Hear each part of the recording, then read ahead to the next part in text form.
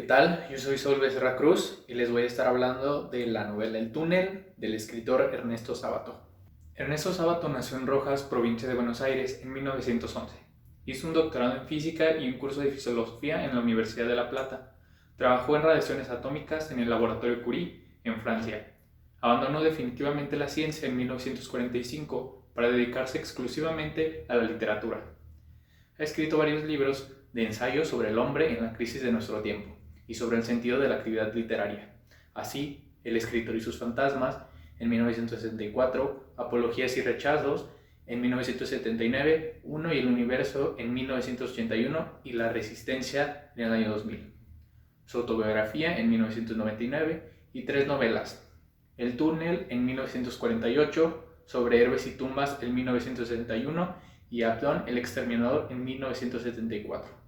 Premiada en París como la mejor novela extranjera publicada en Francia en 1976. Escritores tan dispares como Camus, Grain, Thomas Mann, como Quasimodo y Pioven, como Gorbridge y Neruda, han escrito con admiración sobre su obra, que ha tenido el premio Cervantes, el premio Menéndez Pelayo y el premio Jerusalén. La obra de Ernesto Sábato tiene un lenguaje sencillo a la vez que complejo. Sencillo por la definición exacta de escenarios, situaciones o personajes, y complejo por el gran bosquejo que acompaña la trama y los significados que se usan para su desarrollo. Podemos decir que la dificultad con la que se puede indicar al autor es de nivel medio, ya que, aun con la relevancia de los significados, que trascienden simbolismos, en ocasiones no están estrechamente relacionados con la literatura. Ejemplo, en la obra del túnel, el existencialismo y el psicoanálisis. Existen siempre un parámetro cultural mínimo para poder traslucidar las tramas. La construcción de la obra nos deja en claro, por medio del lenguaje, los hechos definitivos que nos muestran un significado sólido y preciso. La primera edición de la novela se dio a conocer en 1948, 2 años después de la llegada al poder de Juan Domingo Perón, quien implementó un movimiento conocido como peronismo o justicialismo, llamado de esa manera porque su objetivo era la justicia social. El mismo año Argentina participó en los Juegos Olímpicos de Londres con 199 competidores. Ganó 3 medallas de oro, 3 de plata y una de bronce, que sumaron un total de 7. En el ámbito literario, Julio Cortázar publicó Circe. Ahora que conocemos un poco más del contexto histórico en el cual se escribió esta obra y un poco más de la vida del autor, podemos dar ahora sí una síntesis de lo que significa el libro. Bueno, la historia narra pues los sucesos que llevaron a Juan Pablo Castel a matar a María Iribarne. No solamente nos da la vida post-asesinato, sino que nos da el desarrollo completo de esa ejecución, empezando desde cómo la conoció, el desarrollo, los lugares, los acontecimientos y cuáles fueron las conjeturas finales que llevan a nuestro personaje principal al desenlace que nos ocupa, que es la muerte de María. En esta parte hay dos tipos de narradores. Primero está el narrador Juan Pablo Castel post muerte y tenemos otro narrador, igualmente Juan Pablo Castel, pero en un plano meta que él mismo desarrolla dentro de la historia que está contando. Y básicamente de eso se trata nuestra historia. La composición literaria de la obra pertenece al género novela y está escrita en prosa. La novela se desarrolla en Buenos Aires y la estructura de esta podríamos decir que es in extrema res, porque desde el inicio de la narración el narrador atribuye los hechos a la trama como pasados, aludiendo a su conclusión. Por ejemplo, dice: bastará decir que soy Juan Pablo Castel, el pintor que mató a María Iribarne. Esta cita aparece en el primer párrafo, en el primer capítulo del libro, por lo que hasta allí podría intuirse un desenlace a partir de ese punto. Sin embargo, este no es el caso. El inicio implica el eje principal del relato que ya sucedió y seguidamente empieza a justificarse. En ninguna parte de la obra se menciona el año en que se desarrolla, por lo que intuitivamente atribuiré el relato primero por los escenarios que se describen, la ciudad, la existencia del tren, etc., y en segundo las costumbres que se manifiestan, la estadía en la estancia y la aparición del panorama artístico a la misma época en la que fue escrito el libro, en 1948.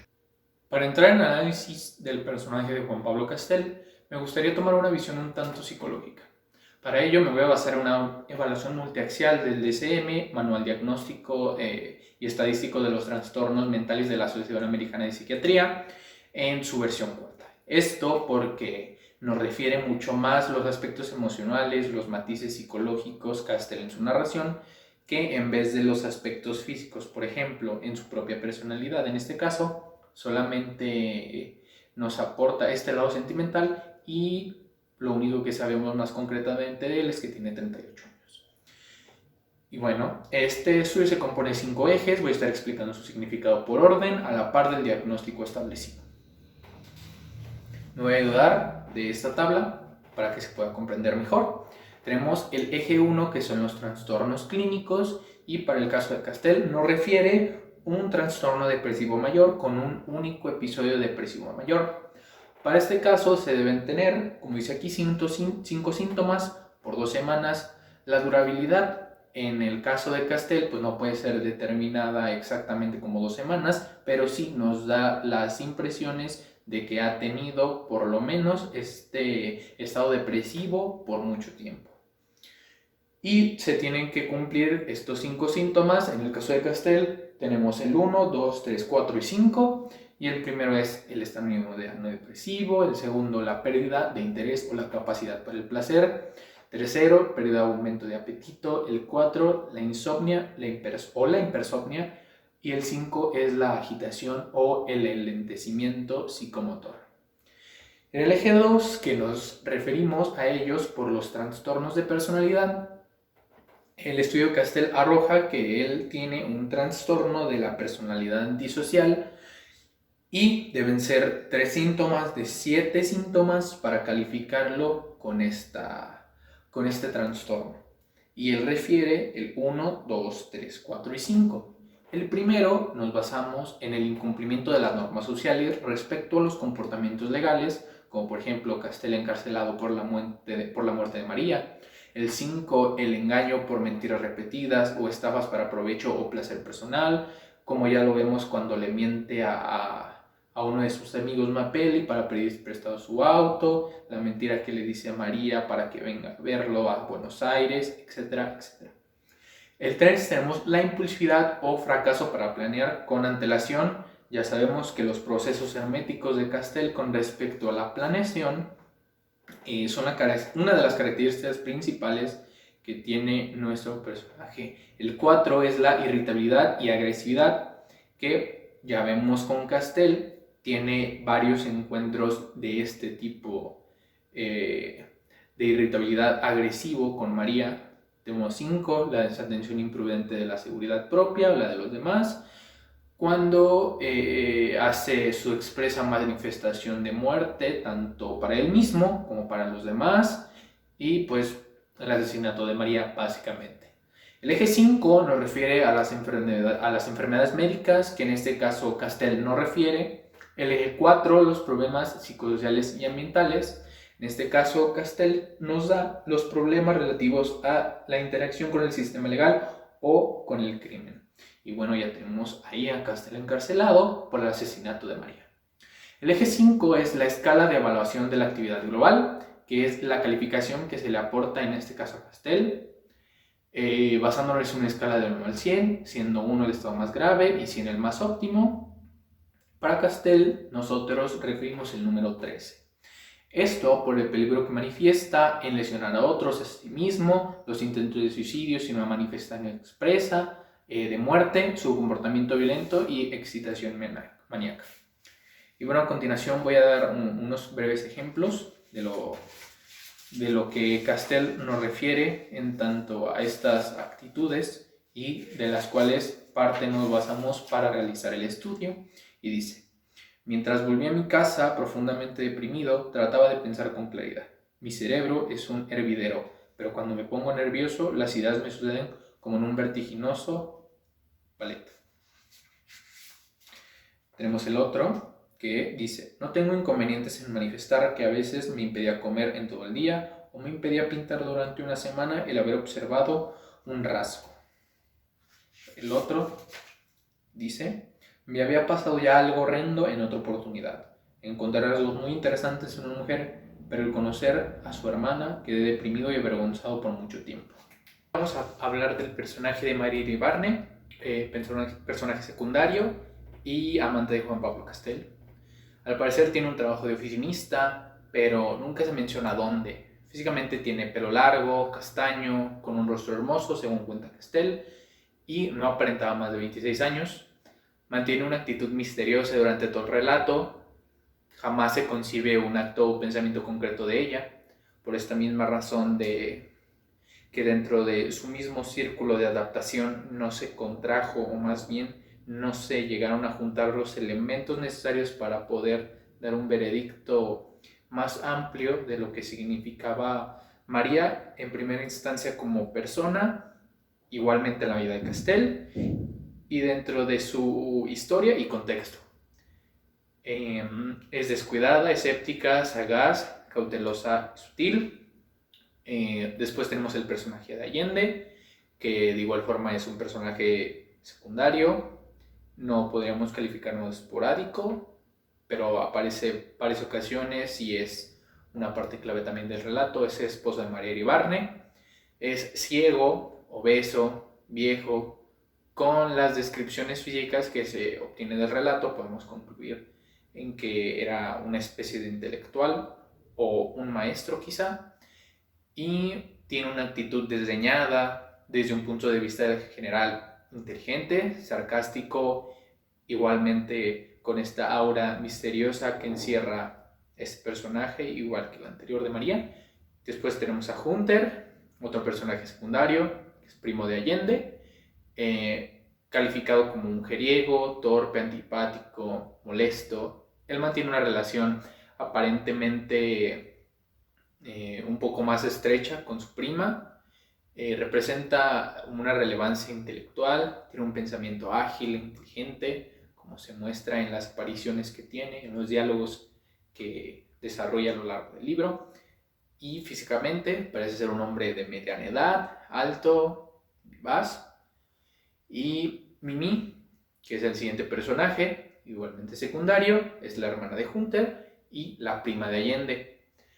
Es pedante, congruente. El personaje parece tener un cierto distanciamiento con el mundo real, a pesar de su inteligencia, la cual se complementa con la de Hunter, siempre en los diálogos que mantienen estos dos, ya que esta solamente tiene aparición cuando está con Hunter. Y al parecer, como se describe, es una mujer delgada, de mediana estatura, rasgos finos y cabello rubio. Después sigue la Tirgue, que es un personaje esporádico, que es amigo íntimo de Hunter y amigo de Castel de la misma forma. Y por la relación que entrelaza el personaje con otros, decimos que este es de mediana edad, inteligente. Igualmente, como se describe, se podría calificar de inteligente, aunque no podríamos atribuir realmente por un contexto más amplio o por los diálogos esa conjetura, pero por experiencia de tercero, por comentarios de Castel o por injerencias de Hunter, sabemos que es así. Además de sagaz. Después tenemos a Mapelli, que es un personaje esporádico, amigo de Castel, introvertido, reservado y quizá un poco espontáneo, físicamente de estatura promedio, calvo y lánguido. La única referencia que tenemos hacia este personaje de lo que acabamos de mencionar es en una descripción que da Castel posterior de pedirle el auto a Mapelli. Y después, en último lugar, tenemos a la mucama de María, que es un personaje esporádico. Ahí podemos inferir, no por una descripción, sino por el comportamiento que tiene en las pocas apariciones que realiza, que es un personaje servicial, discreto. Por la forma en que se expresa y por las experiencias que aparenta, se podría decir que es una señora de mediana edad, corpulenta y sigilosa. El ambiente en el que se desarrolla la obra es dentro de distintos lugares de Argentina, como Buenos Aires, edificio de la Compañía T, la Recoleta, la Plaza San Martín, la Casa de Allende, el taller de pintura de Juan Pablo. Está también la estancia donde vivía Hunter, Está además la playa de la estancia de Puerto Nuevo y pues también desde la cárcel donde se está narrando la historia en el tiempo presente. Después, en la parte del mensaje, pues podemos atribuir que la obra es una serie de acontecimientos que no encuentran una moraleja concreta, sino más bien un desenlace natural. Juan Pablo Castel, al no poder hacer frente a los problemas que le acometen, encuentra una falsa premisa. Quizá podríamos también decir que es falaz, que aparece como la única solución, o sea, matar a María, que para él es equivalente a terminar con el problema. En el principio del relato y dentro de la narración nunca percibe un momento de catarsis a pesar de la fracturación y consecuencias de sus acciones. Y tenemos finalmente que el único mensaje del relato es la esperanza de que alguien pueda entender la obra de Castel, aunque sea desde un plano muy remoto, o al menos esa es la opción, la salida final que nos plantea Castel en la parte final de la obra. En referente a los temas, podríamos hablar naturalmente del existencialismo de Jean-Paul Sartre y además de las otras corrientes psicológicas que abarcamos anteriormente. También, por un lado, se encuentran las críticas cuyos enfoques temáticos son el enajenamiento, la soledad, la angustia, la falta de identidad y la confusión del hombre contemporáneo. Por otro, se comenta el complejo de Edipo y sus manifestaciones en el protagonista. Antes de dar las conclusiones finales, me gustaría leerles una parte que a mí más me impactó del libro. Aquí lo tengo. Y es la parte que dice así: poco a poco logré poner el cerebro en pleno funcionamiento. Traté de pensar con absoluto rigor, porque tenía la intuición de haber llegado a un punto decisivo. ¿Cuál era la idea inicial? Varias palabras acudieron a esta pregunta que yo mismo me hacía. Esas palabras fueron rumana, María, prostituta, placer, simulación. Pensé, estas palabras deben de representar el hecho esencial, la verdad profunda de lo que debo partir. Hice repetidos esfuerzos para colocarlas en el orden debido hasta que logré formular la idea de una forma terrible pero ineludible. María y la prostituta han tenido una expresión semejante. La prostituta simulaba placer, María pues simulaba placer. María es una prostituta. Puta, puta, puta, grité saltando de la peñera. Bueno, en conclusión, a manera de crítica, se puede atribuir la obra del túnel de Ernesto Sábato como una de las mejores de la lengua española, no, por lo menos en el campo contemporáneo se podría decir. Dentro de la novela se manejan las estructuras, los significantes concretos, las imágenes que nos aporta a través del lenguaje. Yo creo que es una cualidad esencial del libro, pero no se limita tampoco a eso, se limita a llevarlo a un paso más adelante, y lo podemos ver, por ejemplo, en las descripciones de los sentimientos, en las descripciones que nos inquieren la patología de Castel, que nos inquieren los problemas psicológicos que tiene, los problemas de la sociedad contemporánea, por ejemplo, y el ermitismo del hombre positivista ante la llegada de la ciencia también se ve reflejada en el libro. Algunas teorías psicoanalíticas se dejan traslucidar también. Muchos elementos que se abordan desde desde elementos superficiales, sino que se ahonda en características, se ahonda en caminos que igual, si no nos dan una descripción concreta, nos pueden dar el primer acercamiento, o en su defecto nos puede dar el significado tal cual de lo que nos está dando a entender el libro.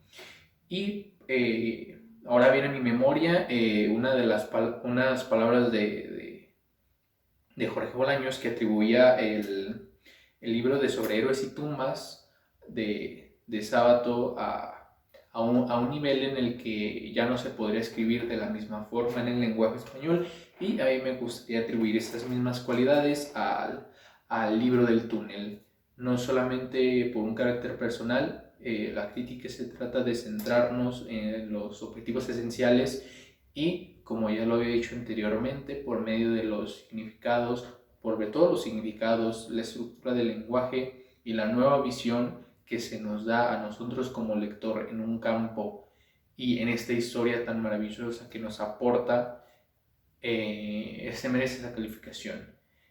Y nos vamos a otro extremo, por ejemplo, de la atribución de Borges a la novela perfecta, que es en el caso de La invención de Morel.